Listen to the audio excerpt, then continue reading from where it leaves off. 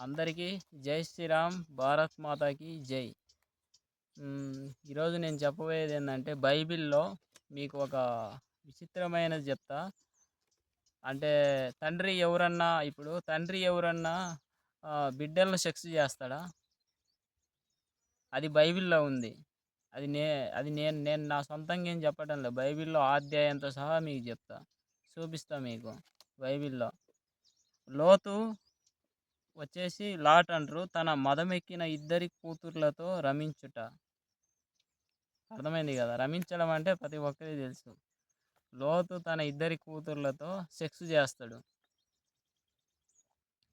రమించడం అంటే సెక్స్ చేయడం. అది. ఇది బైబిల్‌లో ఉంది. నా సొంతంగా ఏం చెప్పటంలే. చూసుకోండి ఇక్కడ. లోతు తన ఇద్దరి కూతుర్లతో రమిస్తున్నాడు. బైబిల్‌లో ఇది. చెప్తా ఎందుకు రమించిండ్రు, బైబిల్‌లో ఏ అధ్యాయంలో ఉంది, మొత్తం మీకు వివరంగా చెప్తా.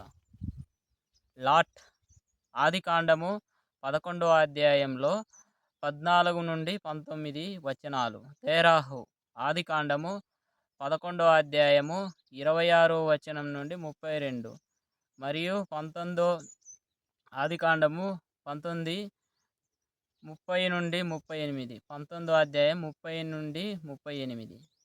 తేరాహు ముగ్గురు కుమారులు.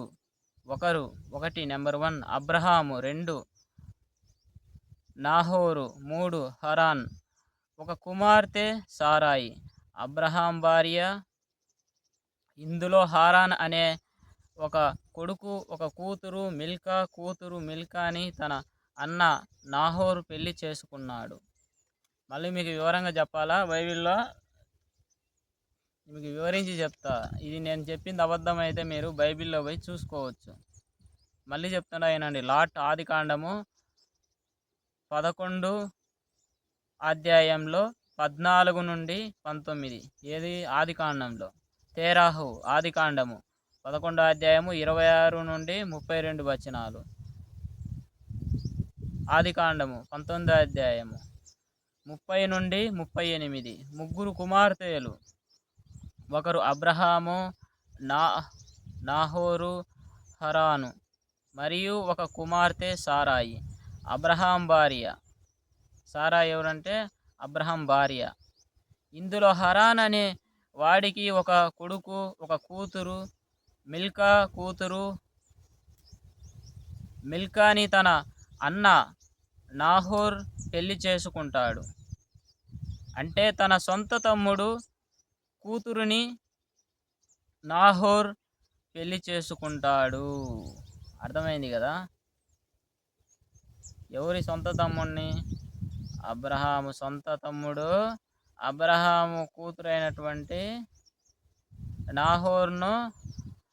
నాహోరు ఎవరిని పెళ్లి చేసుకుంటాడు? మిల్కాని పెళ్లి చేసుకుంటాడు.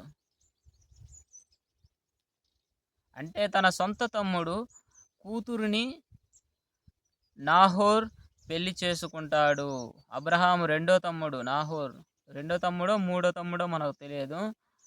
బైబిల్లో ఉంది, చదవండి, మీకు తెలుస్తుంది. మీకు అధ్యాయాలతో సహా చెప్పిన. హరాన్ కొడుకు పేరు లాట్. అర్థమైంది కదా? హరాన్ కొడుకు పేరు. అయితే అందరికంటే ముందే హరాన్ చచ్చిపోతాడు. ఈ లాట్ అనేవాడు సోడాం అనే నగరంలో జీవించేవాడు. అక్కడ సెక్స్ చేయడానికి వావి వరుసలే కాదు, ఆడామగా తేడా లేదు. అమ్మో దేవుడా, మామూలు రసికులు కాదురా ఇల్లు. ఆడ మగ అంటే మొగోళ్ళు కూడా అక్కడ ఇంకా రమిస్తారు. ఆడోళ్ళు మొగోళ్ళు అక్కడ సెక్స్ చేయడానికి వావి వరుసలే కాదు, ఆడ మగ తేడా లేదు. అందుకని యెహోవా ఆ ఊరిని కాల్చేస్తాడు. అప్పుడు దేవదూతల సహాయంతో ఈ లాట్ గారు తన ఇద్దరి కూతుర్లతో ఆదికాండము 19వ అధ్యాయము 30 నుండి 38 జోఆర్లో నివసించుటకు భయపడి అక్కడ కొండ గుహలలో నివసించేను. అర్థమైంది కదా? అమ్మో, వీళ్ళు మగోళ్ళని కూడా వదిలిపెట్టరు. ఆదికాండము 19వ అధ్యాయంలో 30-38 వచనాలు. జోఆర్లో నివసించుటకు భయపడి అక్కడ కొండ గుహలలో నివసించేను. లాట్ కూతుర్లకు సెక్స్ చేయడానికి మగవారు ఎవరు లేక తమ తండ్రికి ద్రాక్షసార తాగించి అతనితోనే ఇద్దరి కూతుర్లు ఒకరి తర్వాత ఒకరు సెక్స్ చేస్తారు. హల్లెలూయా, స్తోత్రం స్తోత్రం, దేవునికి మహిమ కలుగును గాక. లాట్ కూతుర్లకు సెక్స్ చేయటానికి మగవారు ఎవరు లేక తమ తండ్రికి ద్రాక్షసార తాగించి అతనితోనే ఇద్దరి కూతుర్లు ఒకరి తర్వాత ఒకరు సెక్స్ చేస్తారు. అలా వారు తమ తండ్రి లాటు వల్ల గర్భవతులై ఇద్దరి కొడుకులను అలా వారు తమ తండ్రి వల్ల గర్భవతులై ఇద్దరి కొడుకులను కనేను. యెహోవా పిల్లలను 2 పెద్ద జాతులుగా ఆశీర్వదించెను. వాళ్ళే మొబైటీస్, 2 అమ్మోనిటీస్. దీనిలోని నీతి ఏమి చెబుతుంది? కామం పుడితే వావి వరుసలు చూడొద్దు అంటుంది. అందుకే పాశ్చాత్యులు అలా చచ్చారు. వారికి 3 వస్తే అమ్మ, అక్క, చెల్లి, కూతురు అనే వావి వరుస ఏమి చూడరు. ఎందుకంటే వారి గురువు చేసి దేవునికి మహిమ కలుగును గాక.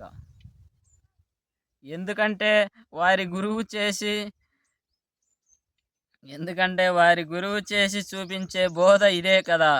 ఈ మతం అవలంబిస్తే తండ్రి కూతుర్లు ఒకరికొకరు పిల్లల్ని కనటానికి సిద్ధపడతారు. అర్థమైందా? పరిశుద్ధ నామంతో చెప్తున్నా నేను, వినండి. ఇది బైబిల్లో ఎక్కడుందంటే, మీకు ఎక్కడ దొరుకుతుందంటే బైబిల్లో ఆదికాండము 19వ అధ్యాయంలో 30-38లో చిక్కుతుంది. అంతటి రసికులు ఉన్నారు బైబిల్లో. బైబిల్ పాత్ర అంటేనే అసలు రసిక పాత్ర మీకు. దీనిలో నీతి ఏమి చెబుతుంది? కామం పుడితే వావి వరుసలు చూడొద్దు అంటుంది. అందుకే పాశ్చాత్యులు అలా చచ్చారు. వారికి 3 వస్తే అమ్మ, అక్క, చెల్లి, కూతురు అనే వావి వరుస ఏమి చూడరు. ఎందుకంటే వారి గురువు చేసి చూపించే బోధ ఇదే కదా. ఈ మతం అవలంబిస్తే తండ్రి కూతుర్లు ఒకరికొకరు పిల్లల్ని కనడానికి సిద్ధపడతారు. చూడండి, ఇక్కడ మీరు, నేను చెప్పటంలే, ఇది బైబిల్లో ఉంది. బైబిల్ మొత్తం చదివితే మీకు తెలుస్తుంది.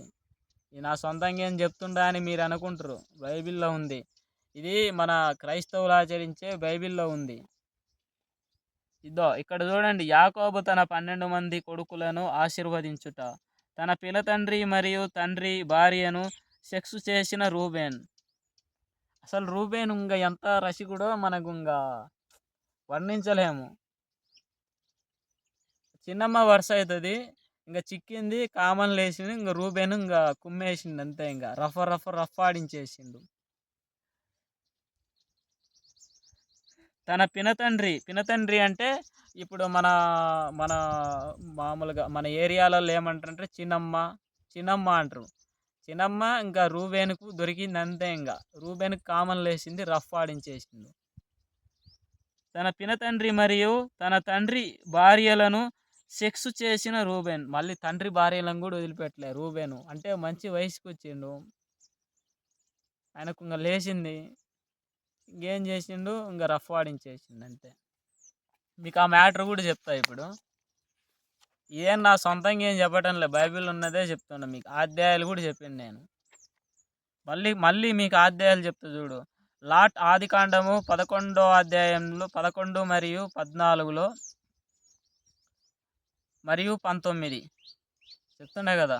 లాట్ ఆదికాండము 11 మరియు 14 మరియు 19.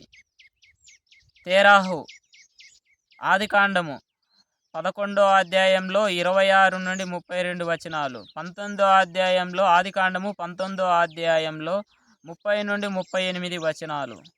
మళ్ళీ కింద ఇదంతా ఏంటిది? అన్న చెల్లెలు పెళ్లి చేసుకునే దాని గురించి మీకు బైబిల్‌లో అన్నా చెల్లెలు పెళ్లి చేసుకునే దాని గురించి ఎవరెవరు పెళ్లి చేసుకున్నారంటే, నాహోరు మిల్కాను పెళ్లి చేసుకున్నాడు. అంటే అబ్రహాము అంటే వాళ్ళ అన్న కూతురైనటువంటి తమ్ముడు ఏం చేసిండంటే అన్న కూతురిని పెళ్లి చేసుకున్నాడు. తమ్ముడెవరు అబ్రహాంకు? నాహోర్ వచ్చేసి అన్న అయినటువంటి అబ్రహాము కూతురు పుడతది సారాయికి. ఇప్పుడు సారాయి అబ్రహాంకు ఒక కూతురు పుడతది. ఆ కూతురు ఎవరంటే మిల్కా. ఆ మిల్కాను ఏం చేస్తాడంటే అన్న కూతురునే తమ్ముడు పెళ్లి చేసేసుకుంటాడు. అది మీకు ఆదికాండంలో దొరుకుతది. నేను ఇప్పుడు చెప్పినా కదా అధ్యాయాలు ఆదికాండంలో. ఇంకా ఇంకా వచ్చేసి మీకు హ్మ్.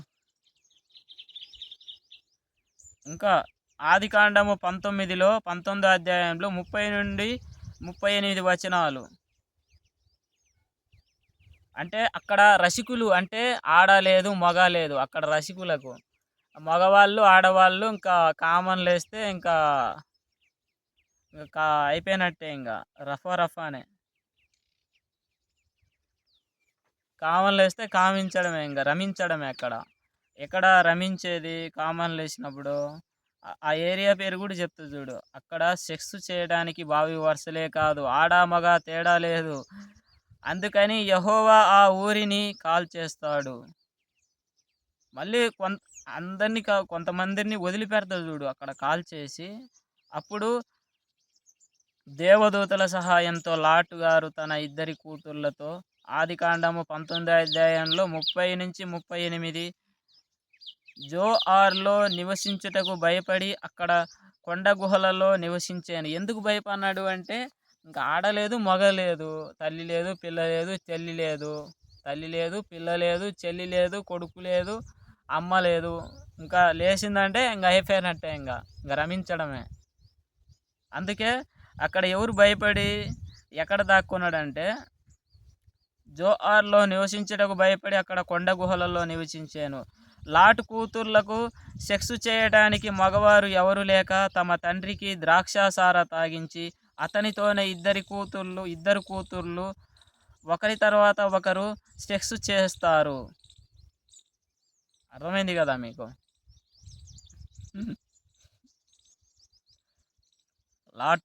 లాట్ పవర్ఫుల్ అది. అంటే లాట్ ఇద్దరి కూతుర్లు ద్రాక్షారసం తాగిస్తారు. ద్రాక్షారసం అంటే ఇప్పుడు తయారు చేస్తారు కదా, మత్తెక్కుతుంది కదా ద్రాక్షారసం. అది దాపించి తండ్రికి కామన్ లేచినప్పుడు ఇద్దరి కూతుర్లకు అక్కడ మగవారు ఎవరు లేక రమించడానికి ఇంకా తండ్రి కనబడతాడు. ఇంకా తండ్రికి ఇద్దరి కూతుర్లు కలిసి మందు దాపించి తండ్రితో ఇంకా సెక్స్ చేస్తారు. ఎవరు? లాట్ ఇద్దరి కూతుర్లు బైబిల్‌లో. అది ఎక్కడ ఉందంటే బైబిల్‌లో ఏ అధ్యాయం అంటే బైబిల్ ఆదికాండము 19 అధ్యాయంలో 30-38 వచనాలు చదివితే మీకు తెలుస్తది. దీన్ని చూసి మీరు ఏం నేర్చుకుంటారు? అంటే దీన్ని పాటిస్తారా మీరు? దీన్ని చూసి మీరు ఏం నేర్చుకుంటారో కామెంట్ చేయండి. కామెంట్ చేయండి లేదా షేర్ చేయండి. ఇది నేనేం చెప్పటంలా. ఇప్పుడు నా సొంతంగా చెప్తున్నా అని మీరు అనుకుంటారు. ఇది బైబిల్‌లో ఉన్నదే నేను చెప్తుండా. బైబిల్‌లో ఉన్నదే ఇది. నా సొంతంగా చెప్పింది ఏం కాదు. ఇంకా వచ్చేసి మీకు రూబేను యొక్క శక్తిపాతం గురించి చూపిస్తా. యాకోబు తన 12 మంది కొడుకులను ఆశీర్వదించుట. యాకోబు ఇక్కడ ఉన్నాడు కదా యాకోబు తన 12 మంది కొడుకులను ఆశీర్వదిస్తున్నాడు. వారిలో తన పినతండ్రి మరియు తన తండ్రి భార్యలను సెక్స్ చేసిన రూబేన్ ఎక్కడి నుంచి వచ్చిండు? ఆ వరదలో నుంచి వచ్చిండు. ఆ 12 మంది వరదలో నుంచే, గుంపులో నుంచే. ఇంకా చెప్తా మీకు. ఎన్ని నిమిషాలైంది మనకు తెలియనట్టుంది. టైము వచ్చేసి 14 నిమిషాలైంది. ఇది వచ్చేసి మన లాట్ ఆదికాండం గురించి చెప్పిన మీకు. ఇద్దో ఇక్కడ చూపించిన కదా మీకు, ఇందాక చదివి చూపించిన కదా ఇక్కడ లోతు మీకు ఇందాక ఇప్పుడు చెప్పిన కదా మీకు, లోతు తన ఇద్దరి కూతుర్లతో ఎలా సెక్స్ చేస్తాడు. అసలు లోతు కూతుర్లు ఎందుకు వాళ్ళకు అక్కడ మగవారు లేక కామం ఎందుకు లేస్తుంది. తర్వాత లోతు కూతుర్లు ఇద్దరు ద్రాక్షారసము తాగించి లాటుకు ఒకరి తర్వాత ఒకరు ఎలా సెక్స్ చేస్తారు అనేది, ఇది తండ్రి కూతుర్లు సెక్స్ చేసే దాని గురించి ఇది బైబిల్లో. లాట్ తన ఇద్దరి కూతుర్లు సెక్స్ చేసే బొమ్మ ఇది బైబిల్లో ఉంది. ఇది నా సొంతంగా చెప్పింది కాదు, చూసుకోండి. ఇది పెయింటింగు. ఇది అంటే ఇది గోడలపై చర్చిలలో అక్కడక్కడ గోడలపై పెయింటింగ్ వేసింది. ఇది చిత్రాల రూపంలో చూపిస్తున్నాం. ఇది ఇమేజెస్ కాదు, ఇది పెయింటింగ్. పెయింటింగ్ అంటే తెలుసు కదా, బొమ్మల రూపంలో వేస్తారు. అది బొమ్మల రూపంలో వేసిన పెయింటింగ్ ఇది. ఇది బైబిల్లో ఉంది, నా సొంతంగా ఏం చెప్పటంలే. ఇది ప్రతి ఒక్కరూ బైబిల్ చదివేటోళ్ళు ఈ బొమ్మలు చూపించాను కదా మీకు, చూసి తెలుసుకోండి. ప్రతి ఒక్కరూ ఖచ్చితంగా మన ఛానల్ని సబ్స్క్రైబ్ చేయండి, షేర్ చేయండి, మరియు లైక్ చేయండి, కామెంట్ కూడా చేయండి మీ అభిప్రాయాన్ని తండ్రి కూతుర్ల సెక్స్ గురించి, రమించడం గురించి. మీరు అంటే ఇది చెయ్యొచ్చా లేకపోతే ఇది పాటించవచ్చా పాటించకూడదా ఇక్కడ అనే దాని గురించి బైబిల్లో ఉన్నది. బైబిల్ను పాటిస్తుంటారు కదా చాలామంది, దాని గురించి ఇంకా మీకు చెప్తా. మీకు ఇంకా ప్రతి ఒక్కరూ తప్పకుండా మన ఛానల్ని సబ్స్క్రైబ్ చేయండి, షేర్ చేయండి, లైక్ చేయండి, 10 మందికి తెలియజేయండి బైబిల్ గురించి. అందరికీ జై శ్రీరామ్, భారత్ మాతాకి జై.